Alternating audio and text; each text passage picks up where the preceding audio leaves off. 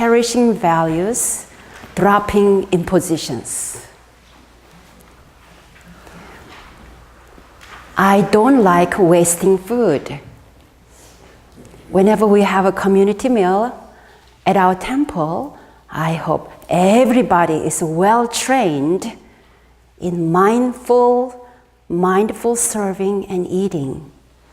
I often tell our temple folks about the way I was raised, never to leave even one grain on my plate. This is even more true in Buddhist tradition. So I'm not happy when I see people leaving food on their plates. I'm not happy when I see any leftover food in the refrigerator, which ends up being wasted. I'm not happy when I perceive mismanagement of resources. I am happy when Reverend April diligently utilizes food that has been stored in the freezer for a long time. She's very creative in recycling and finding good uses for leftovers. I think most of us agree about the importance of conserving resources, valuing a certain idea or lifestyle can guide us to like-minded people. However, my point of view and my mindset can result in judgmental thoughts of others. So what I believe and what I value can become the source of a judgmental mind. In an ancient Greek philosophy, there is a term, epoke, which is translated as suspension of judgment. This describes the state where all judgments about non-evident matters are suspended. In Korean, it is translated 판단중지, which means stopping judgments. When evidence is not overwhelming, stop any judgment and just pause. In that way, we do not distort the objects or situations. Instead, we unfold pure consciousness and closely approach truth. When we judge another person, we judge quite quickly. Have you ever noticed how quickly the impulse to judge others arises? We may pause before we say something, but in our minds, we have already judged and decided what we will say. Once, looking at a lamplight at night, Master Chongsan shared this thought. The lamplight illuminates all directions except directly underneath. Just like the lamplight, when we look at others, there is nothing blocking our view, so we easily see the strengths and weaknesses and good points and bad points of others. But when we look at ourselves, the shadow of self covers the light of wisdom and prevents us from recognizing our own right and wrong conduct. When we judge another person, we expect the person to be perfect. I want everybody who comes to our temple to be perfect, just like me. I expect people to share my values. Once I develop an expectation that people need to clean their plates or not bring any dirt into our meditation hall, my judgmental mind arises. So when I see some folks throwing food from their plates into the garbage, I am bothered because they are not perfect, like me. Am I bothered by the person, or am I bothered by the person's action? Judgmentalism is rooted in a comparing mind. The comparing mind springs from our dualistic view. What I like, what I don't like, what is wrong, what is right. There is a line from a song by Buffalo Springfield, nobody's right if everybody's wrong. Nobody's right if everybody's wrong. For example, if I say to a person who throws away a plastic plate after using it only one time, you are wrong, and the person replies, no, you are wrong. To reuse this plate, you will be wasting water. Then who is right? Nobody's right. Here we go, down the rabbit hole. Cherishing values. What do you value in life? What do you value in life? Having values in our lives is beneficial for us and for the world. Sometimes, though, it is not clear what the right values are. Are you absolutely sure that your values are correct? We project our own values onto others, but others do not always share our values. Nonetheless, we may subtly start to impose our values on them through our judgmental minds. What's the meaning of judging? Judging literally means having or giving an opinion. Judging is one of the cognitive abilities of human beings. Judging can be neutral or realistic, or filtered by egoistic perspectives.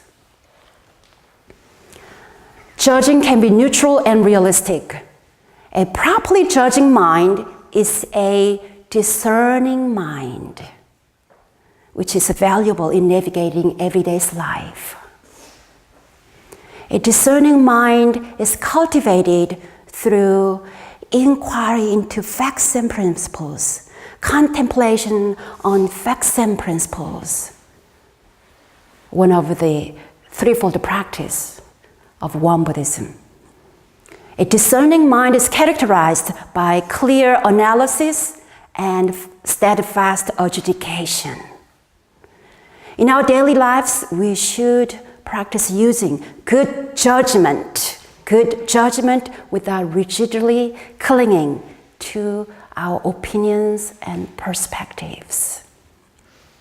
Our founding teacher, Master Sotaesan, said, inquiring into human affairs and universal principles allows us to analyze the false and spurious, as well as the factual and true, and to skillfully judge right and wrong, benefit and harm.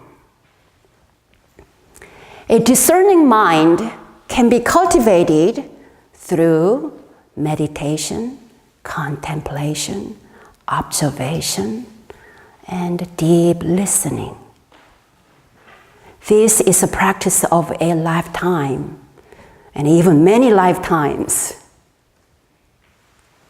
In Won Buddhism, there are specific training subjects to cultivate discernment and wisdom: scripture study, lecturing, Dharma conversation, koan contemplation, and reflective Dharma journaling.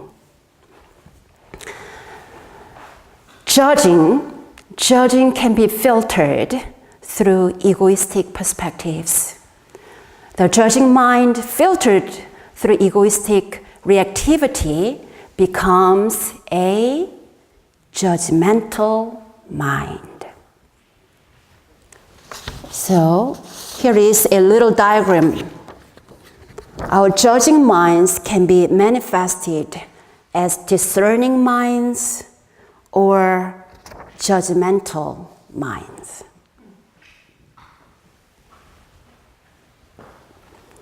The judgmental mind typically displays a narrow and excessively critical point of view. This is usually not pretty, so we aspire not to be judgmental, but often we cannot help it. A judgmental mind is often expressed as a calculating mind, a foxy mind, a picking and choosing mind, a self-serving or defensive mind. The judgmental mind is often fear-based. Years ago, some temple members and I drove to South Carolina for our board of directors retreat. On our way, I saw Confederate flags here and there. And I felt tense. Would I be safe? The type of thoughts and feelings we have in our minds can lead us to emit different energies. In one of the Buddhist temples in Gangwon province in Korea, a monk saw a person passing by. As the person walked by the monk saw dark, gloomy energy around the person who looked scary and unhappy. After a while, the same man passed by walking towards his home, and he looked very different. His unhappy and scary look was gone, and he seemed filled with a pure and bright energy. The monk became so curious that he stopped the man and asked, "Excuse me, what kind of a mind and feelings did you have when you passed by here in the morning? And what kind of a mind and feelings did you have when you were walking by here just now?"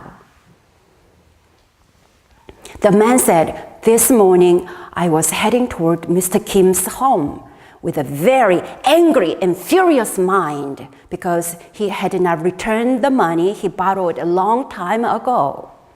I was going to show him how angry I was. If necessary, I was going to be aggressive and violent towards him. In the morning, my every step toward his home was full of resentment. But when I arrived at Mr. Kim's home, I saw he and his family were starving. So I went to the market and bought some rice for his family. When I was heading back home, my every step was full of happy feelings." This story shows that the energy around us changes depending on what kind of a mind, thoughts, and feelings we carry. Our negative, judgmental mind can harm not only ourselves, but it can affect the world around us. Positive judgments about myself and others may still be deluded, but they don't always cause obvious trouble. Negative judgments about ourselves are often not recognized, then can be projected onto others. Often, when I judge someone else, I reveal a wounded and unhealed part of myself. That is an expression. When we judge others, we do not define them, we define ourselves. The worst of all judgments can be the ones we have about ourselves. For instance, I always have trouble with the articles and the in English grammar, and that can affect my self-confidence. But the problem is not really my grammar, it is my expectation. Any idea that disparages and belittles ourselves comes from being judgmental towards ourselves. We often exhaust ourselves with the self-critical thoughts and beating ourselves up. Then how can we free ourselves from self-judgment?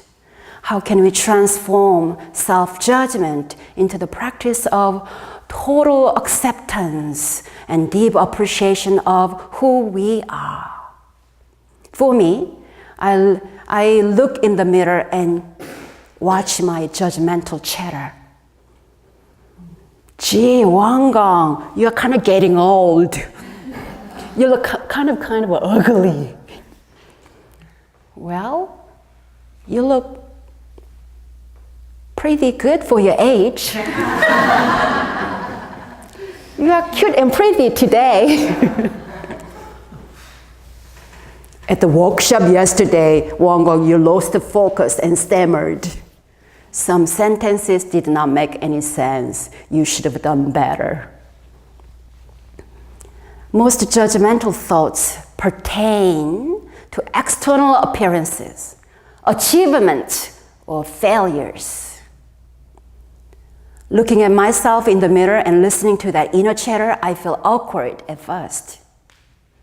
Then I start to see my inner being beyond the physical. Beyond the physical, I smile at my true self within. I watch